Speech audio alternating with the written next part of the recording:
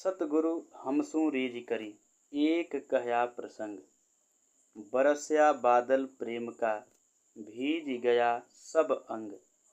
सतगुरु कबीरदास जी कहते हैं कि मेरे सतगुरु अर्थात मेरे गुरु ने हमसू रीझ करी अर्थात हमारी सेवा भावना से प्रसन्न होकर, रीझ कर यानी प्रसन्न होकर, तो मेरी सेवा भावना से प्रसन्न होकर एक कहया प्रसंग अर्थात मुझे ज्ञान की एक बात समझाई, ज्ञान की एक बात समझाई जिसके कारण बरसया बादल प्रेम का अर्थात मेरे हृदय में ईश्वरीय प्रेम रूपी वर्षा हुई, जिसके कारण भीज गया सब अंग और मेरा पूरा शरीर ईश्वर के प्रेम में डूब गया। दूसरा दोहा है कि राम नाम के पटतरे देबे कौ कछु नाहि, क्या ले गुर संतोषिए हौस रही मन माही। कहा जा रहा है कि राम नाम के पटतरे मीन्स होता है बदले में। तो कह रहे हैं कबीरदास जी कहते हैं कि राम नाम के बदले में अर्थात मेरे गुरु ने जो मुझे राम का नाम दिया है अर्थात राम के नाम का महत्व बताया है, उस राम के नाम के महत्व को के बदले में देवे को कछु नाही, मेरे पास उनको देने के लिए कुछ भी नहीं है। क्या ले गुरु संतोषिए अर्थात क्या लेकर के मेरे गुरु संतोषिए यानी संतुष्ट हो जाएंगे। हौस रही मन माही, यह अभिलाषा यह इच्छा मेरे मन में बनी रह जाती है। अगली पंक्ति कहते हैं कि ज्ञान प्रकाशया गुरु मिलिया अर्थात ज्ञान को प्रकाशित करने वाले गुरु मिल गए। सो जिन बीसर जाई, जिनको भुलाया नहीं जा सकता है। जब गोविंद कृपा करी, जब स्वयं गोविंद अर्थात ईश्वर कृपा करते हैं, तब गुरु मिलिया आई, तभी ऐसे सच्चे गुरु मिलते हैं। कह रहे हैं कि ज्ञान प्रकाश या गुरु मिला अर्थात ज्ञान को प्रकाशित करने वाले मुझे गुरु मिल गए हैं। सो जिन बीसर जाए, जिनको भुलाया नहीं जा सकता है। जब गोविंद कृपा करी अर्थात जब स्वयं ईश्वर कृपा करते हैं, तब गुरु मिलिया आई, तब ऐसे गुरु की प्राप्ति होती है। अगली पंक्ति कह रहे हैं कि माया दीपक नर पतंग भ्रम भ्रम इवै पड़ंत, कहे कबीर गुरु ज्ञान थे एक आध उबरंत। तात्पर्य क्या है कि माया दीपक नर पतंग। देखिए माया दीपक जैसे आप लोग कभी देखे होंगे, एक दीप होता है, दीप जलता रहता है और जो छोटे छोटे कीट पतंगे होते हैं वो बार बार आकर के इसमें पड़ते रहते हैं। तो वही चीज़ कहा गया है कि माया दीपक नर पतंग अर्थात माया रूपी दीपक है, यह संसार माया रूपी दीपक है और नर पतंग, नर माने मनुष्य, इसमें पड़े हुए पतंगे यानी कीट पतंगों के समान है, जो भ्रम अर्थात भूलवश इवै पड़ंत यही बार बार पड़ता है। और कहे कबीर गुरु ज्ञान थे, कबीरदास जी कहते हैं कि गुरु के ज्ञान से, अगर गुरु के ज्ञान की प्राप्ति हो जाए तो एक आध उपरंत उसमें से एक आध लोग ही उबर पाते हैं। कहने का तात्पर्य क्या है कि जब दीपक जलता है तो इस जलते हुए दीपक में जितने परवाने होते हैं अर्थात जितने कीट पतंगे होते हैं, वे आकर के इसमें बार बार पड़ते रहते हैं और अंत में कोई एक आध ही बच पाता है, नहीं तो सभी इसमें जलकर मर जाते हैं। वही बात यहाँ पर कबीरदास जी ने बताया हुआ है। आइए अगली पंक्ति देखते हैं। जब मैं था तब गुरु नहीं, अब गुरु हैं हम नाही, प्रेम गली अति साकरी तामे दो न समाही। कबीरदास जी कहते हैं कि जब मैं था, मैं मतलब होता है अहंकार, घमंड। तो कहते हैं जब मैं था अर्थात जब मेरे अंदर अहंकार की भावना थी, तब गुरु नहीं, तब मेरे अंदर गुरु के प्रति कोई सम्मान नहीं था। और अब गुरु हैं हम नाही, अब हमारे अंदर गुरु का वास हो गया अर्थात अब हमारे हृदय में गुरु निवास करने लगे हैं, तो हम नाही अर्थात मेरे अंदर का घमंड अब नहीं रहा है। प्रेम गली अति साकरी कबीरदास जी कहते हैं कि प्रेम की जो गली होती है अति सांकर यानी बहुत ही पतली होती है, तामे दो न समाही, उसमें दोनों नहीं समा सकते हैं। अर्थात घमंड और ज्ञान ये दोनों एक साथ नहीं हो सकते हैं। आइए अगली पंक्ति देखते हैं कि भक्ति भजन हरि नाम है, दूजा दुख अपार, मनसा वाचा कर्मणा, कबीर सुमिरन सार। कबीरदास जी कहते हैं कि भक्ति भजन हरि नाम है, अर्थात भक्ति करना और भजन करना किन की, तो हरि की, अर्थात ईश्वर की भक्ति करना और भजन करना एक नाव के समान है। और दूजा दुख अपार, और इस संसार में ईश्वर की भक्ति और भजन के सिवा इस संसार में जो भी है वह अपार दुख है। आगे कहते हैं कि मनसा वाचा कर्मणा, अर्थात मन से, वचन से और कर्म से कबीर सुमिरन सार। कबीरदास जी कहते हैं सुमिरन अर्थात सुमिरन करना चाहिए, सार अर्थात ईश्वर की। तो क्या कह रहे हैं कि मन से, वचन से और कर्म से क्या करना चाहिए, तो ईश्वर की भक्ति करना चाहिए। आगे कह रहे हैं अगली पंक्ति में कि कबीर चित्त चमकियाँ चहु दिस लागी लाई, हरि सुमिरन हाथू घड़ा बेगे लेहु बुझाई। तो इसमें कबीरदास जी कहते हैं कि चहु दिस लागी लाई, अर्थात चारों दिशाओं में विषय वासनाओं रूपी आग लगी हुई है। और कहते हैं कि हरि सुमिरन हाथू घड़ा, और हरि अर्थात ईश्वर की सुमिरन यानी कि स्मरण रूपी हाथू घड़ा, घड़ा तुम्हारे हाथ में ही है, बेगे लेहु बुझाई, बेगे मने तुरंत ही, लेहु मने लेते हो, बुझाई मने बुझाई, यानी कि तुरंत ही उसे क्यों नहीं बुझा लेते हो। यानी कहने का तात्पर्य है कि कहते हैं कबीरदास जी कि इस संसार में चारों दिशाओं में विषय वासनाओं की आग लगी हुई है।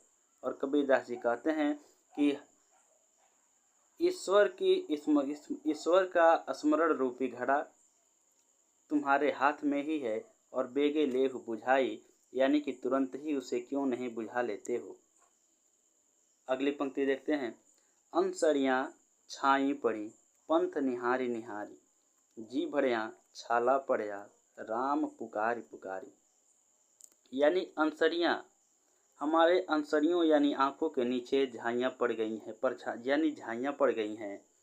और पंथ निहारी निहार, अर्थात हमारे ईश्वर के रास्ते को निहारते निहारते, पंथ मन होता है रास्ता। तो कबीरदास जी कहते हैं कि हमारे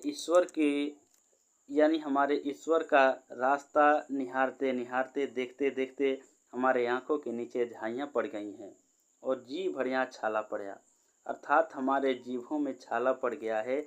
राम पुकारी पुकारी, अर्थात राम का नाम पुकारते पुकारते हमारे जीभों में छाला पड़ गया है, और अभी तक राम हमें दर्शन नहीं दिए हैं।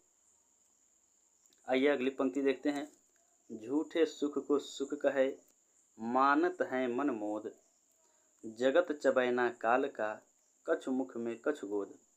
झूठो सुख को सुख कहे, अर्थात कबीरदास जी कहते हैं कि इस संसार में लोग झूठे सुख को वास्तविक सुख कहते हैं, मानत है मन मोद, और अपने मन में ही मान करके उसे प्रसन्न हो जाते हैं।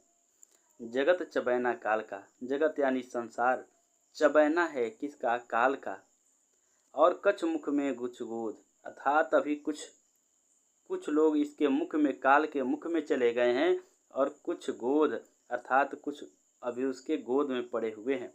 कहने का तात्पर्य क्या है कि चबैना क्या होता है कि जैसे मटर वगैरह होता है, या चने के जो पेड़ होते हैं, चना, जब हम कहीं जाते हैं खेतों में घूमने, तो चने का 2-4 वो उखाड़ लेते हैं, झाड़ी उखाड़ लेते हैं, और उसमें से चना चबाते हुए चलते हैं।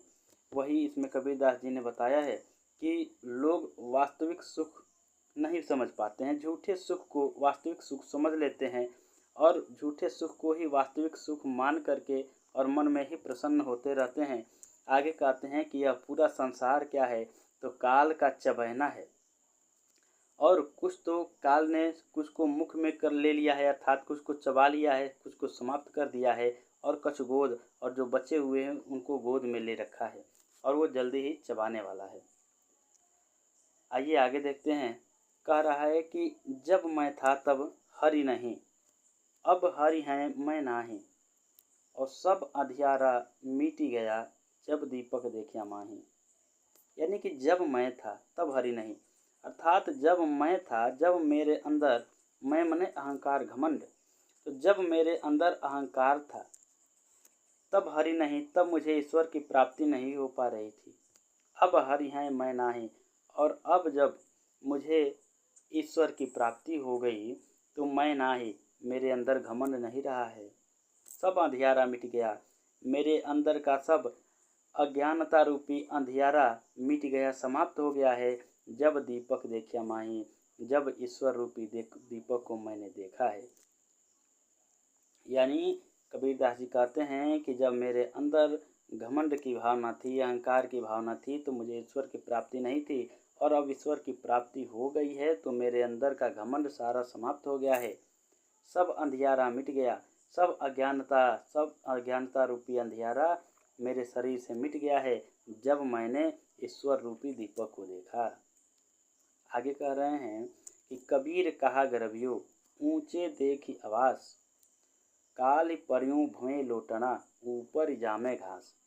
कहने का तात्पर्य है कि कबीर कहा गरबियो, कबीरदास जी कहते हैं कि गरबियो, कहा गरबियो, क्यों गर्व करते हो, क्यों घमंड करते हो।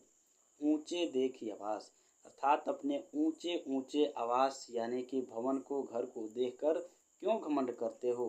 काल पर्यों भुएं लोटना, कल को तुम्हें भूमि में ही लौटना है, अर्थात जब तुम मर जाओगे तो भूमि पर ही लेटना पड़ेगा, और ऊपर जामे घास, और तुम्हारे ऊपर घास जम जाएगी। यानी कि मर जाने के बाद जमीन में दफन कर दिए जाओगे और उसके ऊपर से घास फूस निकल जाएंगे। अगली पंक्ति देखते हैं।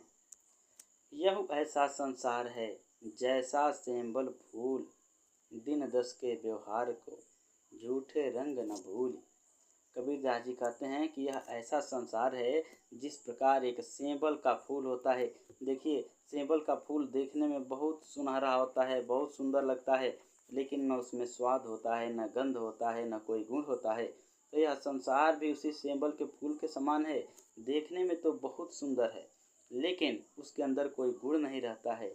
आगे कहते हैं कि दिन दस के व्यवहार के, अर्थात केवल 10 दिन के लिए व्यवहार के लिए झूठे रंग न भूले, अर्थात इस सांसारिक रंगों में मत भूल जाइए। और आगे क्या कह रहे हैं, अगली पंक्ति देखेंगे। इह अवसर चेत्या नहीं, पस ज्यों पाली दें। कबीरदास जी कहते हैं कि इह अवसर चेत्या नहीं, अर्थात इस अवसर में भी तुम सजग नहीं हुए, अर्थात मनुष्य योनि में जन्म लेने के बाद भी तुम सजग नहीं हुए। पशु ज्यों पाली दें, और केवल पशुओं की भांति ही अपने शरीर को पालते रहे। राम नाम जानिया नहीं, और तुमने राम के नाम को नहीं जाना, तो अंत पड़ी मुख सेह, तो अंत में तुम्हारे मुख में, सेह मने होता है राख, तो अंत में तुम्हारे मुख में राख ही पड़ जानी है। आइए अगली पंक्ति देखते हैं। यह तन कांचा कुंभ है, लिए फिरे था साथ, और ढबका लागी फूट गया, कछु न आया हाथ। कबीरदास जी कहते हैं कि यह तन कांचा कुंभ है। यह जो तन है, तन यानी शरीर है, वह कच्चे कुंभ यानी घड़े के समान है। लिया फिरेता साथ, अर्थात जिसको तुम अपने साथ लेकर के घूमते फिरते हो, वह तन, वह शरीर क्या है, तो एक कच्चे कुंभ, कच्चे घड़े के समान है। ढबका लागा फूट गया, थोड़ा सा भी ढबका लगेगा, धक्का लगेगा तो फूट गया या तुरंत फूट जाएगा। कछु ना आया हाथ, और तुम्हारे हाथ कुछ भी नहीं आने वाला है। अगली पंक्ति देखेंगे। कहते हैं कि कबीर कहा गरबियो, देहि देखि सुरंग, और बिछड़ियाँ मिलबो नहीं, ज्यों कांचली भुवंग। यानी कि कबीर कहा गरबियो, कबीरदास जी कहते हैं कि कहा गरबियो, क्यों घमंड करते हो, क्यों गर्व करते हो। देहि देखि सुरंग, सुरंग मने अपने सुंदर रंग को। तो कबीरदास जी कहते हैं कि अपने देह मने शरीर के सुंदर रंग को देख करके क्यों घमंड करते हो। आगे कहते हैं कि बिछड़ियाँ मिलबो नहीं, अगर यह एक बार बिछड़ जाएगा तो मिलवो नहीं, फिर से नहीं मिलने वाला है। ज्यों कांचुली भुवंग, भुवंग माने होता है सर्प यानी सांप। तो जिस प्रकार सांप का जो कांचुली यानी कि सांप का छोड़ा हुआ कांचुली होता है, तो जब जैसे सांप की कांचुली एक बार बिछड़ जाता है तो फिर से नहीं मिलता है, वैसे ये शरीर एक बार बिछड़ जाएगा तो फिर से मिलने वाला नहीं है। तो अगर आपको यह वीडियो अच्छा लगा हो तो लाइक कर दीजिए, सब्सक्राइब कर दीजिए और अपने दोस्तों के पास इसे ज़रूर शेयर कर दीजिए। धन्यवाद।